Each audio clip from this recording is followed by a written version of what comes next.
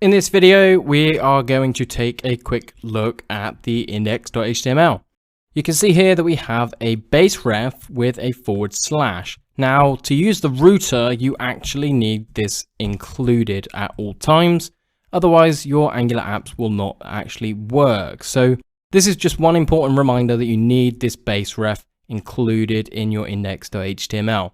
Now, the next step, what we're going to do is head into the app module, and we'll actually import the router module. So we can do import and then router module, and we'll grab that from @Angular/router. So you can see we have the router module available. Now, in the next few videos, we're going to basically set up all of the routes for our module and our sub module and work out how to render data, style the navigation, dynamically create navigation, and use the routing API. So now we've imported the router module, we want to actually import it as a dependency to our ng module. Now we've got our passenger dashboard module, which is our custom one. So what we'll do is add the router module below. Now it's not as simple as this. We actually have to create a method on the router module. And you can see we've got two here. We've got for_child and we've got for_root. So what we actually need is for_root. What we're going to do is pass a variable called routes in. Now above here is where we're going to define these routes.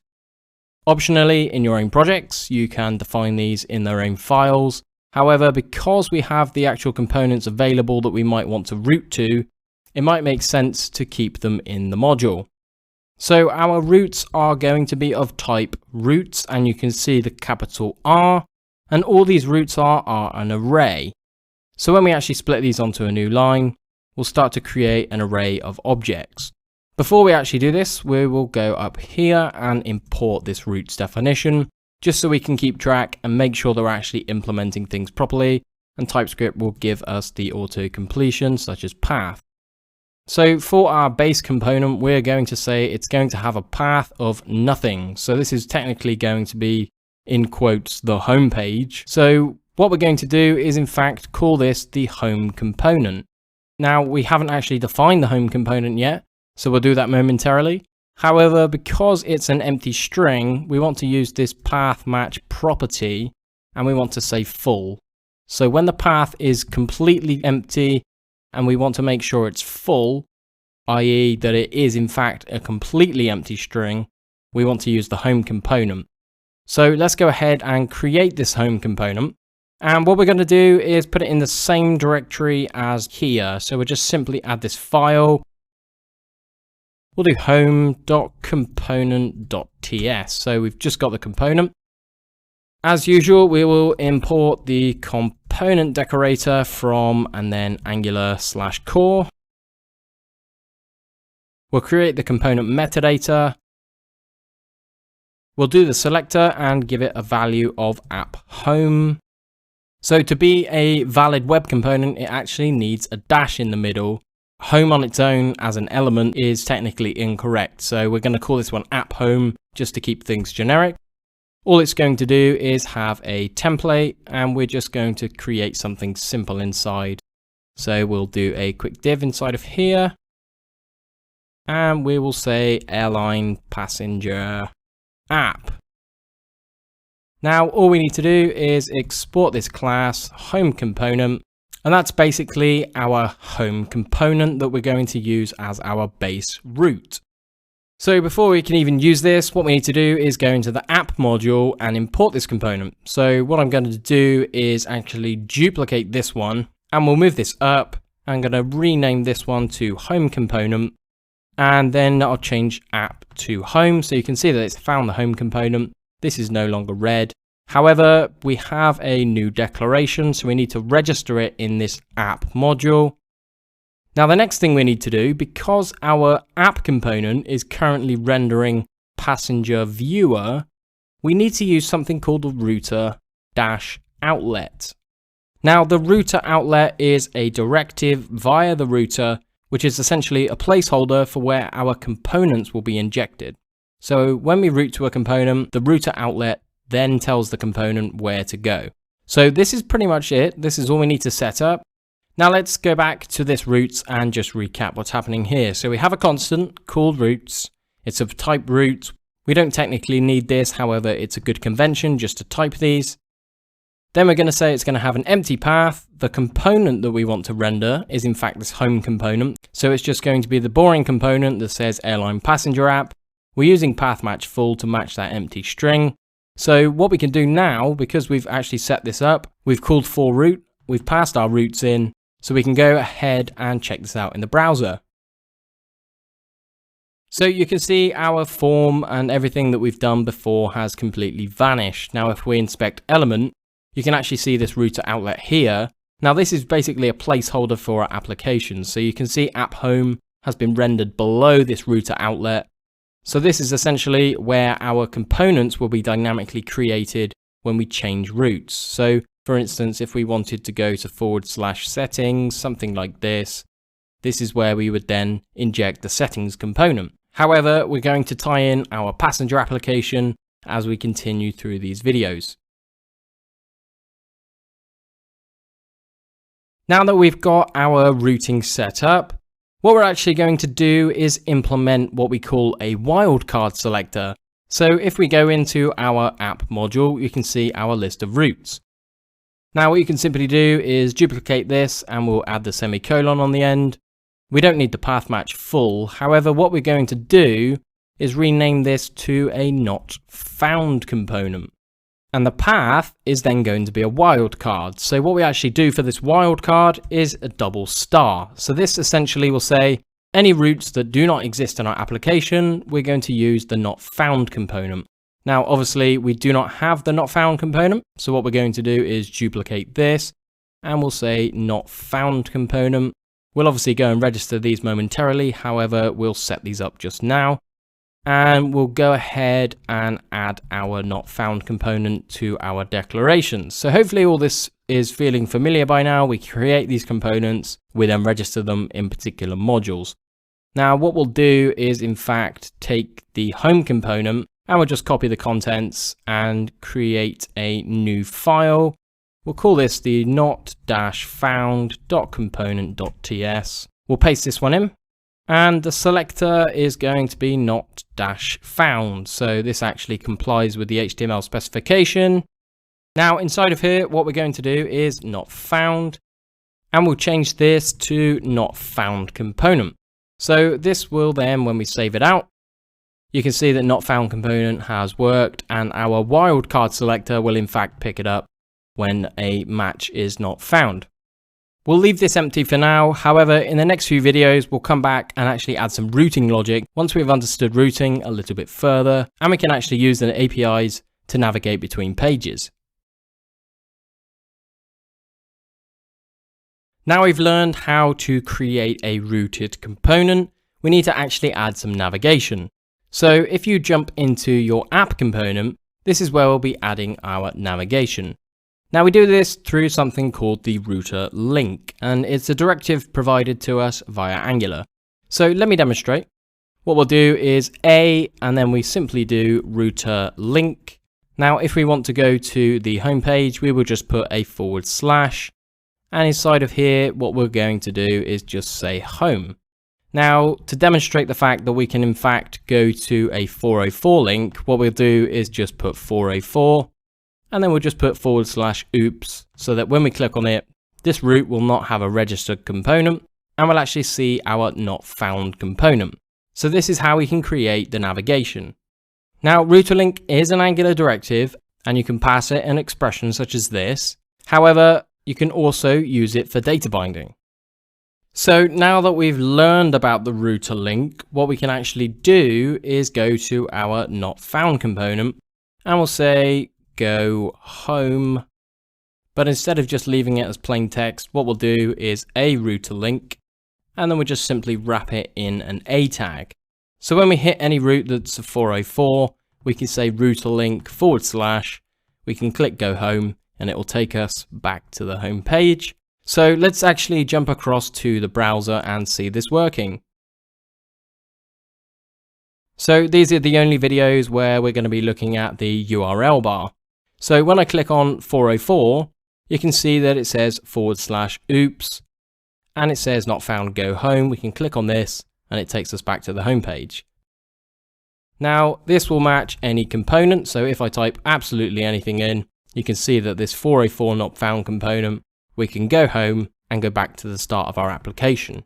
So now you've learned the basics of the router link, we're going to move on to the next video and how to create a much more powerful router link. So now that we've learned about router link, we can learn about styling the router link. So what we'll do is bump these onto new lines. And what we're going to do is create a router link active. So this is basically a directive that will add a class, whatever you pass in this string. So I'm going to pass in active. So when we're at this / root, this class active is then going to be added to this A class. So we can actually do some styling. Now, if I go ahead and copy the exact same, we can do this as well on the 404. So when we hit this, we can actually see some active root styling. So what we're going to do is wrap this inside a nav and do class equals nav. And what we can do is close that off here. Now our A tags will simply just live inside this nav. Now what we want to do is essentially go ahead and style this. So we'll do .nav. And inside of here, we will do margin and we'll just add some margin on the bottom. We'll do some padding just to make these actually look half decent. Border bottom, do 1px solid DCE 5f2. Now inside our nav, we have our A tags. So by default, these will sit next to each other. So what we're going to do is just add a background color. So we'll do 3A4 250. Then we'll make the text color of white. We'll add some padding just for styling purposes. So we'll do 4px and 10px. We'll add some margin just to separate these two out. We'll give it a border radius of 2 pixels. Now, obviously, if we flick back to here, if we're at an active link, we want to add a class to the A tag of active. Now in SAS, we can do this with ampersand and then .active. And all we're going to do is change the color. So what we're going to do is B690 and then F1 just to give it a purple color. And we'll just change the background color to 363 C48. So let's save this out and go back to the browser. And when we visit these different links, we will see some styling. However, it might not look as effective as we think. You'll notice that the home button stays active when we hit the 404. Now this is because it's technically still matching an empty root at the base of the actual router. So what we can do is add something called router link options to essentially tell it to do an exact match. So let's go back. So what we'll do is router link active options, and then we'll pass in an object and we can say exact true. Now this is being passed through as a string. So to actually use it as a property binding, we simply wrap it in these square brackets to property bind to the directive. So here you can see that it's changed color from a string to an actual Boolean value of blue here in true. So we have exact, true, and Angular will evaluate it to an object expression. Now when we go back to the browser, we will see the difference because it will only add the active class to this if we are directly at /. So we'll start off with our home component and we can click 404 and you can see that the home does not have that active class. So when we toggle between the two, nothing actually happens. So this acts as a sensible default that we can add to our base component such as /, which is like our root directory.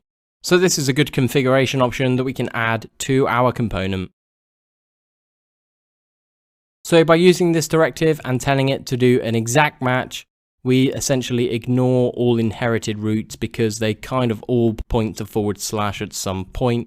Even something such as passengers, when we come to implement this, is technically of the router link active of / because it still matches this path. So in this video, you have learned about router link active and how to add a class name. You can call this whatever you want, so you can call it foo if you like. Active seems to be pretty obvious. and you can use the property binding alongside router link active options, and you can specify this option of exact true just to make sure that the class only gets added on the exact /. As our application grows, we probably don't want to specify all of our routes individually. So what we're going to do in this video is use an ng4 and an array to essentially dynamically construct our navigation. So let's jump into our app component. And what we'll do is create nav, and it's just going to be an array of objects. Now, each object will contain a descriptor for what the navigation should look like. So what we're going to do is create a property called link. So that's going to be /. We're going to then give it a name, such as home. So this will be the text that is displayed. And we'll also use this exact property true. Now what we can do is copy this and paste it below. And obviously if we want to create our oops, we can then change this to 404. We might not want an exact match on this one, so we can just say false. So how do we dynamically create this construct? So first, what we might want to do is actually create a nice little interface so we can actually type check against this. So we'll do interface nav, and that is going to be an object. It's going to have a link property of a string. It's going to have a name property of a string, and it's also going to have an exact property, which is going to be of type Boolean. So we have an interface which basically describes our navigation. So what we'll do is we'll say that the type is a nav array. So you can see how TypeScript is now enforcing this. So if we quickly make this a string, you can see that our type checking is helping us out here. So now that we have a static array, what we can do is essentially remove some of this logic. So what we're going to do is remove the a tag. Now we're going to use an ng4 here. So we'll bump this on the next line. So you're probably used to this by now. So we can do let, and we'll call it item of nav. So item will be each individual link. Now this is where we want to pass each item's link into, such as /oops or just a /. Now it's not as simple as doing something like this. So the router link directive actually allows us to use property binding. So we can actually wrap it in these braces. So item.link will now be evaluated against the expression. We don't need to property bind against this. However, we could optionally use different classes if we want to. And instead of defaulting everything here to true, we can do item.exact because we've specified that on this property here. And then finally, we need to implement the name. So all we need to do inside of here is just simple interpolation. So we'll do item.name, we'll save it out, and we'll go to the browser and check out our dynamic navigation. So you can see here we have our dynamic navigation. If we inspect element here, you can see that we have this ng-reflect for of. So we know that these elements are being dynamically generated. And this works nicely when you want to create larger navigation structures, and you'll see it come into play momentarily when we create the routes for our passengers application, which we've been building throughout this course, and we'll hook it up with this application and these routes. In this video, we're going to learn how to hook up our passenger dashboard that we've created, all of our module, all of our container and stateless components into our application routes. So the first thing that we want to do is open up our dashboard module. So passenger dashboard.module.ts. Now, because we need to use the router module here, we need to also import it again. So every module that you have needs to import the right module. So here we'll do import and then router module, and then from @Angular/router. Now this is the difference between the root module. So if I open up the app module, you can see that we have our root declarations here, and we're using this .4root. Now, because this is a feature module, or otherwise known as a child module, what we actually need to do is something different. So you can see here when I type F, we have /root or /child. So in fact, we need to create a /child. Again, we're just going to pass in a root configuration. So we'll copy the roots, Now above here is where I like to do these, so we'll do const roots, and it's going to be of type roots, which is going to be an array of our root configurations. So as before, we're going to import the roots from the router module. So we'll just jump up and copy that in. So inside of here, to actually create this, what we'll do is an object. Now it's going to have a path of passengers. So when we hit /passengers in the URL, such as this is the component that we want to load. So the first component that we created was in fact this passenger dashboard component. So what we're going to do first is say that component that we want to route to is going to be our passenger dashboard component. So this constant obviously then gets passed to our routes. Now, because we're using routing, we don't actually need to use this exports because we're not actually defining the particular elements. So we're not actually doing something like passenger and then dashboard inside the other modules. So we don't actually need to export them. However, they get exported and merged in with these routing definitions. So everything gets pulled in to the root module, which is why these are called for child. So let's go ahead and save this out and go back to the browser. So we don't have any navigation. However, we should be able to go to /passengers. Once we're at /passengers, you can see our list of passengers. We can then click on 404, we can then go home. So what we're going to do is go and add passengers to our navigation and then finish off this video. So what we can do is go into our app component. Now, because we're dynamically generating these, we can simply copy one of these and paste it in. Now I'm going to just change this one to passengers, and then we're going to say /passengers. So let's go back and check it out in the browser. So you can see we have our button, we can click it and it renders all of our passengers.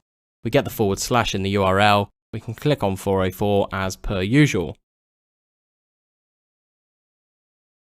So now we have implemented our navigation in the parent. What we can do is just close this off. Now, in the next video, we're going to actually want to render out each individual passenger when we click on them. So we're going to implement this because we've already created this passenger viewer and we're going to actually hook it up. So when we click on a passenger, we actually go to that particular passenger. So we've obviously created some top level parent routes. However, we want to create some lower level routes called child routes. Now we have a path of passengers, but what if we wanted to visit, say, /passenger 1 or passenger 2? So what we want to do is simply create an array on here called children. Now this array simply contains child routes based off of the path passengers. So what we'll do is delete this and make it a child. Child routes are pretty much the same as these kind of routes. So again, we can do path and we're just going to have an empty string. So this is basically going to be the first component that's rendered when passengers is loaded. So we can simply paste in that component that we just removed from below. So we can have passenger and then dashboard component. So let's save this out, go to the browser and check it out. So there is no physical difference in what we're actually seeing here. However, this is in fact a child route. So what we actually want to do is go to something like /1 and then load in that particular passenger. So let's go back and add what we call a dynamic route. Now to do this, all we need to do is create a new object. So we'll do path, and then all we need to do is say ID. So this ID property is going to be dynamic and we're going to actually fetch it from the params in the URL. So for instance, it might be /1. We can take that and pass it into our service call to give us the correct data back. The component that we want to use for that is not the dashboard component, but it is in fact the passenger viewer component. So what we'll do is simply paste this one in. So when we go to any URL that's /, we're going to try and route to this particular component. So let's go to the browser and try it out.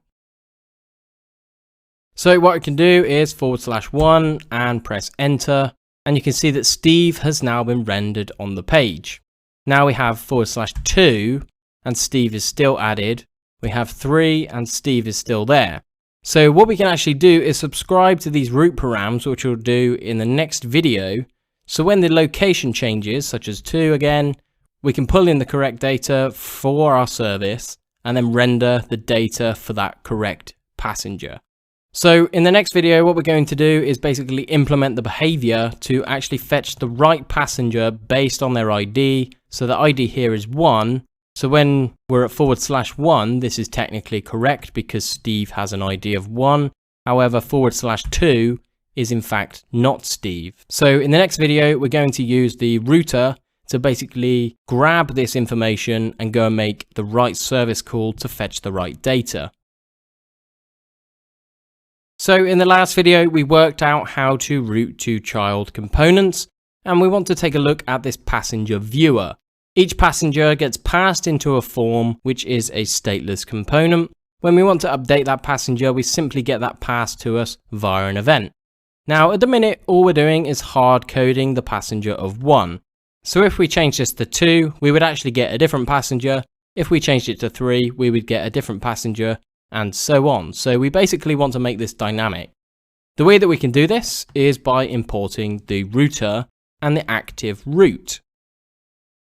So first of all, what we're going to do is inject them, and then we'll actually import the actual pieces. So what we'll do is private and then router. So this will actually give us the actual router. And then we'll ask for the route itself. So we'll say private route. So this is going to be the activated route. So first of all, we need to import the router and the activated route. So let's go up here. Now, because this is a smart component or a container component, we can do these kind of things here. So we'll import the router from Angular /router. And we also wanted to import the activated route. So we'll go ahead and we'll import both of those. So now that these are both injected, what we can do is essentially subscribe to the changes of the route, and we can read the route params that come back and pass them dynamically into our service. Now, this sounds confusing, but it is actually very simple. So what we're going to do is this.route. Now, this actually gives us a bunch of parameters. So we can do this.route.params. Now, this allows us to essentially subscribe to those params. So first, what we'll do is take a look at these in the browser just to see what we actually get back. And we'll say data, and it's going to be of type params. So we'll go ahead and import that from the router as well. So when this comes back, what we'll do is just console.log, and we'll log that data out to see what we can actually get back. So even though I am at /passengers2 and we have Steve loaded as usual, we have an ID of Steve of 1, we have this object of 2. Now when I change this to 3, we will then get a new object with an ID of 3. So you can see how we're going to use this param to basically fetch the right user based on the routing. So let's go back and actually implement this functionality. Now to do this, we essentially need to merge this function call with this function call. So what we can do instead of a subscribe is use something called switch map. Now obviously this is an RxJS operator. So what we need to do is go up and import it from here. So what we'll do is import RxJS /add /operator /switch map. So this would essentially allow us to add that functionality to Angular. Now you can see that this is erroring because switch map is expecting an observable. And you've guessed it, this is an observable here, which we are subscribing to. So what we can basically do, instead of logging out the data, we can dynamically pass our observable here. So let me just delete this and keep note of this subscription here. We can simply return this.passenger service .getPassenger. However, we want the data.id instead of number 1. So we can do data.id.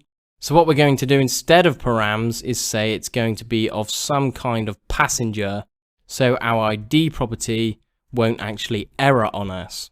Now, because this is a array function, we can clean this up and put it onto one line. So you can see here, if I hide the sidebar, you can see that we have this.root.params. Then we're getting the root data. So you can imagine that this is the params passed to us, but we're saying it's going to be somewhat of type passenger. The data that we're actually getting is having that ID property that we just looked at, which we're going to pass into get passenger. And all we need to do is remove the line between, because the switch map will actually change our subscription from observing changes from the URL at this point and basically return a new observable, and we get the result of the new observable here. So one more time, we have the params will change, we get the param data such as an object with an ID of 2, we pass that ID dynamically into our service. Once that service has been resolved, we then get that data back through our subscribe block and we just bind it to this.passenger. So let's save that and go back to the browser and check it out. So you can see here that I am at /1 and we have Steve, who we started with. So let's change this to 2. Now you can see that we have passenger ID of 2 and Rose. We have the passenger ID of 3, which I've changed to my name. We have the passenger ID of 4. And you can see that the switch map is then subscribing to these param changes and basically returning us dynamically the new piece of data based on the param. In this lesson, we are going to learn about something called imperative routing. Now, we've already injected the router, however, we haven't actually used it in its raw form in plain JavaScript. So the issue with this is that we are here at /passenger1. However, there is no way when we go back to passengers to allow us to click through to view individual passengers. So what we're going to do is basically set up the imperative routing. So when we click on a new button called view passenger, it will then take us to that passenger. And when we view that passenger, such as here, we're going to actually add a go back button. So let's jump across to the code and implement this functionality. So the first one and the easiest one that we'll do is open up the passenger viewer. Now we already injected the router here, so we have the router available inside our component. All we're going to do is create a function inside of here called go back. Now this doesn't need to take any arguments, but essentially all we're going to do, because we have this.router available, and you can see all of these different type of methods, is we want the one called navigate. So navigate simply takes an array, and all we need to do is pass in a string and say we want to go to passengers. So this is called imperative routing because we are using the native API rather than something like the router link, which we looked at in the previous videos. So by using router.navigate, we're telling the component class itself to actually use the router. Now to implement this go back function, what we'll do is go into our template. Now all we're going to do in here is just create a button with a click event, and we're just going to pass in go back, and we'll close this off and we'll put the words inside go back. We'll add a nice little HTML icon, so we'll do and LSAQUO and then close that off. And all this is just a simple arrow. So let's go back to the browser and check this out. So when we're on /1, we see this go back, we can click it, and we are now back at /passengers. Now the interesting part in the next piece is because we are using the passenger detail, is we want to implement a particular button that when we click it, we actually want to view the passenger. And you might think at this point that you can use something like router link. Now that might be a good decision. However, this is what we call a stateless component. So what we actually want to do is create a function here called go to passenger. And all we're going to do inside of here is just simply emit an event to the parent to tell it to visit that particular passenger. And all we're going to do is call this event view. So we'll go ahead and create another output here, and we'll call this one view. It's going to be of type event emitter. It's going to have a type of any, and we'll do new event emitter. So in the previous videos, when we were learning about event emitter, we learned about these types any and any and any.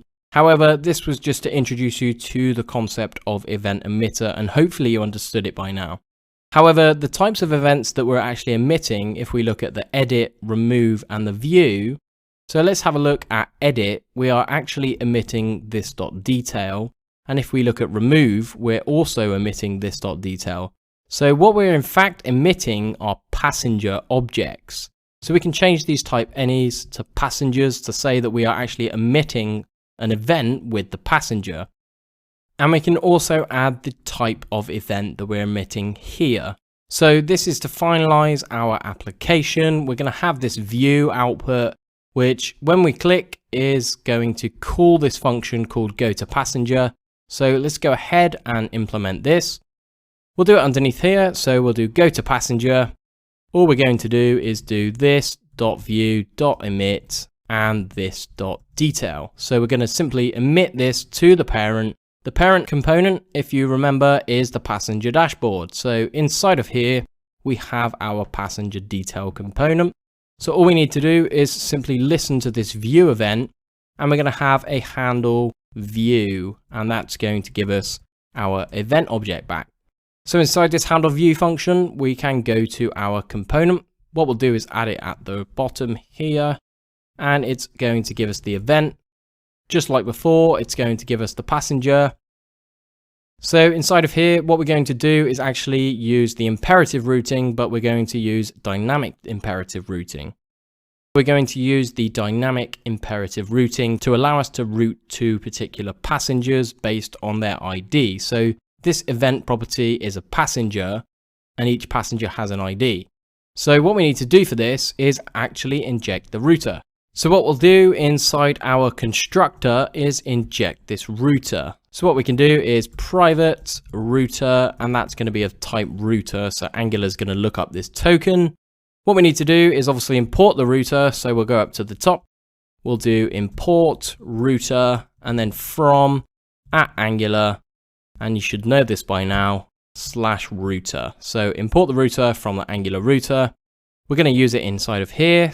So again, we're going to use this .router. So we can do this .router.navigate / passengers. Now, instead of passing something like a unique ID such as this, what we actually do is pass function arguments as parameters. So here we can say that the second argument is going to be the event.id, which each passenger, as we know by now, has a unique ID. So this is essentially going to do something like 1 or 2.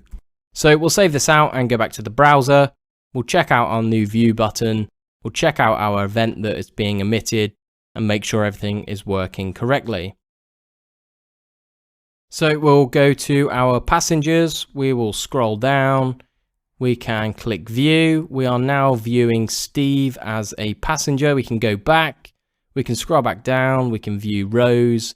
We can pull in the data for this. So our application is now working full circle.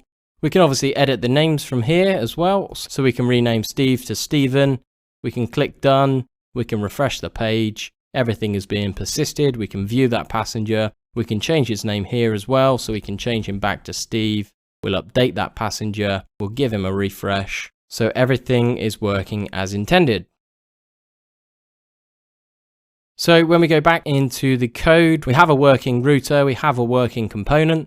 We're exporting all of our components, we're passing data in, we're emitting events out, and we're routing to the particular components. We've got some subscriptions in our services, we've got some different function calls, and we'll look at a few more routing features before the end of this course in the next video. Angular provides us different location strategies, and by location strategies, we basically mean the URL. So let's have a look inside our app module. Now, at the moment, we are using this for root. However, it also accepts a different argument. So you can see this config here, it says extra options. So what we can actually do is pass in a property called use hash. All we need to do is specify the word true. So all this will do is add the hashes to the URL, which we're going to take a look at and explain in the browser. So you can see that our homepage has a hash and forward slash, and if we remove this, it adds it back. We click on passengers, we still have the hash, we hit 404, we can type anything else, and it still has this hash. We can click on a passenger as well, and it still uses this hash location. So this also supports older browsers. It uses a history API underneath if you want to use the normal routing, which is the modern way of doing things without the hash.